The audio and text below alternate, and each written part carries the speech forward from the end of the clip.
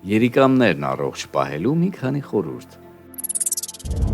Երիկամները մարդու կենսագործունեությունն ապահովող ամենակարևոր օրգաններից են, քանի որ հենց այս օրգանների շնորհիվ են օրգանիզմից դուրս մղվում տոքսինները, թույները, մաքրվում է արյունը եւ այլն։ Այնուամենայնիվ, երիկամները նույնպես հակված են աղտոտվելուն։ Ձեզ ենք ներկայացնում տնական միջոցներ, որոնք կօգնեն մաքրել երիկամներն ինֆեկցիաներից։ Ինչպես մեր մաշկը, այնպես էլ երիկամները մաքրման կարիք ունեն եւ հետեւաբար դրանք պետք է կանոնավոր կերպով մաքրել։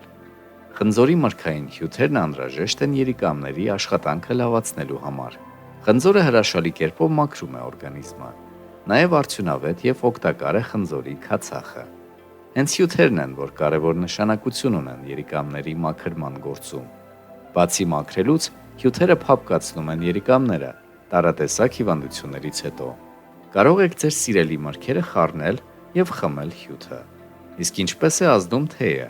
Թեյերը, օրինակ երիցուկի թեյը, հրաշալի է երիկամների մի շարք հիվանդություններից ազատվելու համար։